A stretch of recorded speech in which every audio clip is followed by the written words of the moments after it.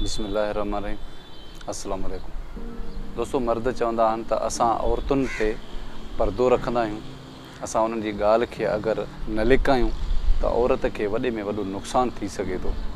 पर कॾहिं शायदि इहे मर्द नथा सोचे सघनि त औरतुनि वटि केतिरा राज़ आहिनि त उहे राज़ बि लिकायूं वेठियूं आहिनि। उहे अगरि राज़ कढनि त मर्दनि जो छा थींदो, उन्हनि जे माशरे में केतिरी इज़त घटि थींदी ऐं उहे कंहिंखे शायदि मुंहुं ॾेखारण जे लाइक़ बि न हुजनि। हिकिड़े माण्हूअ कंहिं क़ब्रस्तान मां किरास कयो। उते आम तौर ते असां मुस्लमान किरास कंदा आहियूं त ज़रूरु उन ते कुल पढ़ंदा आहियूं।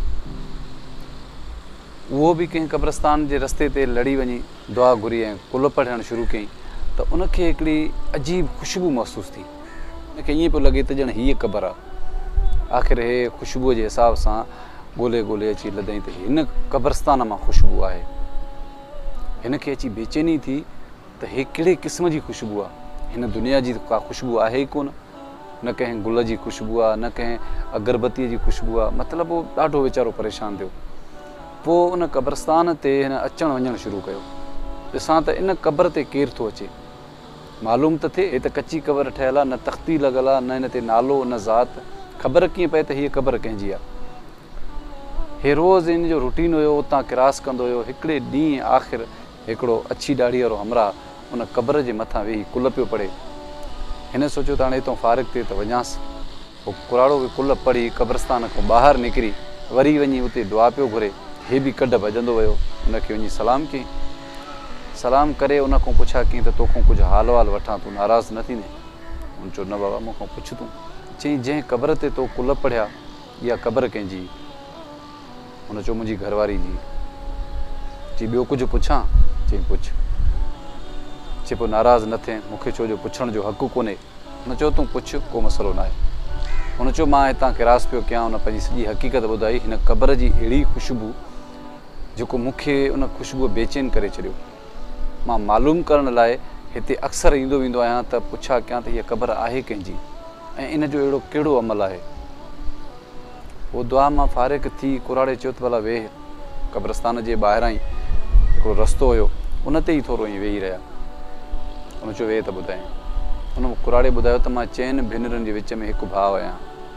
मुंहिंजूं 4 नियाणियूं आहिनि, भेनरियूं आहिनि।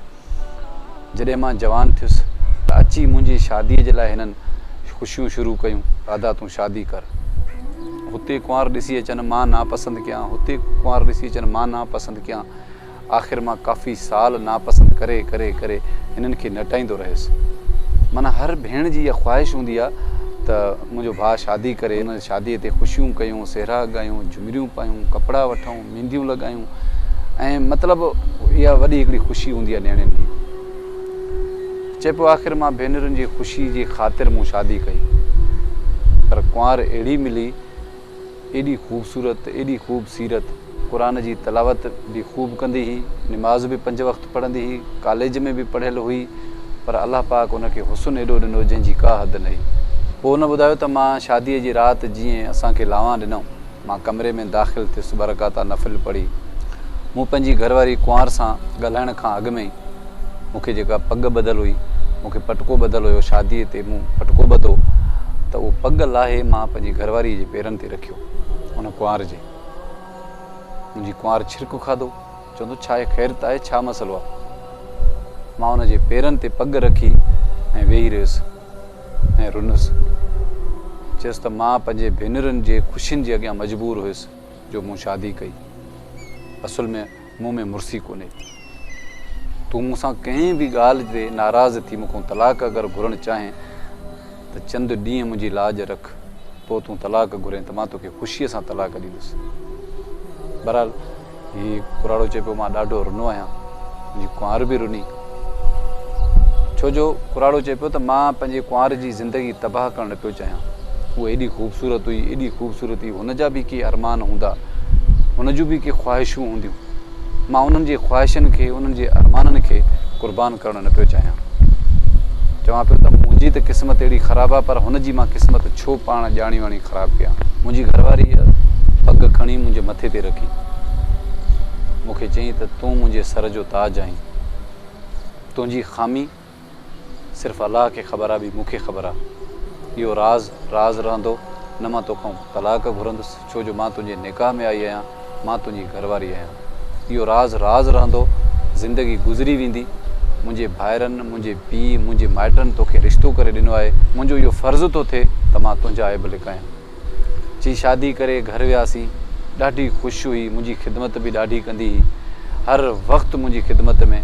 सुबुह जो साझर उथे, सभ खां पहिरियां निमाज़ पढ़े, पोइ मेंहुं ॾोहे, इन थधि में बाहि ॿारे, चांहि जॾहिं तयारु करे अची मूंखे उथारे, सियारे जूं रातियूं हुजनि, पोइ सॼे आगुर खे ॿुहारी ॾे, सफ़ाई करे, ईअं जो सुबुह सिजु उभरे ऐं मुंहिंजूं भेनरियूं उथनि त सभु कमुकार घर जो लथल आहे।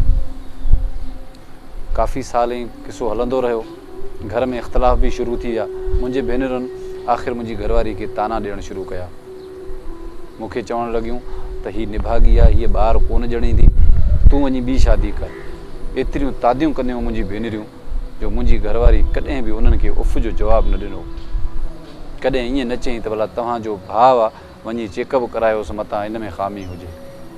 इहे लफ़्ज़ कॾहिं न चई, मुस्कुराए इन ॻाल्हि खे रफ़ा दफ़ा करे छॾींदी हुई ऐं न वरी कॾहिं ज़बान सां मुंहिंजे भेनरुनि सां झेड़ो कयईं। जॾहिं बि कावड़ बि, जॾहिं बि ॾुखारी थींदी हुई त मसलो विछाए नफ़िल पढ़ंदी हुई, वरी 5 मिंटनि में ख़ुशि। एॾी इबादत गुज़ार हुई। 30 साल मूंसां गॾु रही, अॼु ताईं कंहिंखे राज़नि जी ख़बर न पई त छा आहे छा न आहे मुंहिंजे मिटनि में माइटनि में। ऐं वॾी ॻाल्हि तव्हांखे इहा ॿुधायां त मुंहिंजी घरवारी कॾहिं मूंखां सवाइ पेके बि न वई, कॾहिं अकेली न वई, हिकु राति बि ॿाहिरि न टिकी। हुन पाण खे क़ुर्बान करे छॾियो मुंहिंजी मुहबत जे करे, निकाह मुहम्मद सल्लल्लाहु अलैहि वसल्लम जे करे पाण खे मुंहिंजे मथां क़ुर्बान करे छॾी। ऐं मुंहिंजी ज़बान बि कॾहिं न वरी जो मां उनखे को ग़लति लफ़्ज़ ॻाल्हायां। कॾहिं बि गुसो थींदो हो, छा बि हूंदो, मुंहिंजे मुंहं ते चढ़ंदी त मुंहिंजो सॼो गुसो ख़तमु थी वेंदो। ऐं मुंहिंजे भेनरुनि, मुंहिंजे माइटनि, मुंहिंजे घर जे भातियुनि तमामु हुन सां एतिरियूं तादियूं कयूं, कॾहिं बिड़क बि न पुछी। उन कुराड़े ॿुधायो त हीउ राज़ मां ज़िंदगी में पहिरियों दफ़ो तोखे थो ॿुधायां। उनजी क़बर मां अहिड़ी ख़ुशबू छो न अचे? उनजी क़बर ज़ाहिरी ॻाल्हि आहे त जन्नत हूंदी। मां उन खां राज़ी आहियां। ऐं जॾहिं खां उहा फ़ौत थी वई त मां हर रोज़ु सुबुह जो चांहि पी अची हिन क़बर ते अची कुल बि पढ़ी वेंदो आहियां, गुलनि जूं पतियूं बि छटे वेंदो आहियां। दोस्तो, हिन कहाणी जो मक़सदु इहो आहे त रुॻो राज़ मर्दनि वटि न आहिनि, औरतुनि वटि बि हज़ारे राज़ हूंदा आहिनि। मर्द हमेशह राज़नि तां पर्दो खणी औरत खे शर्मसार करे थो, पर औरत कॾहिं बि पंहिंजे मर्द खे शर्मसार ॾिसणु नथी चाहे।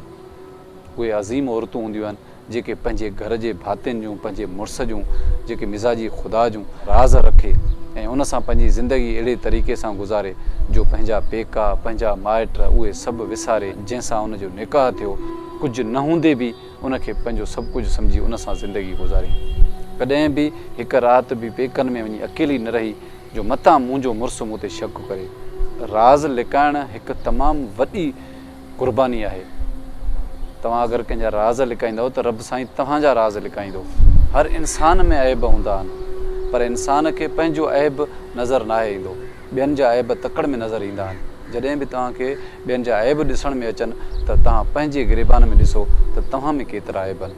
अगरि मुंहिंजो पैगाम पसंदि अचे त पंहिंजे दोस्तनि सां ज़रूरु शेयर कजो। मूंखे कंहिं नए मौज़ू ताईं ॾींदा इजाज़त। पंहिंजो ख़्यालु रखिजो। अल्लाह निगहबान।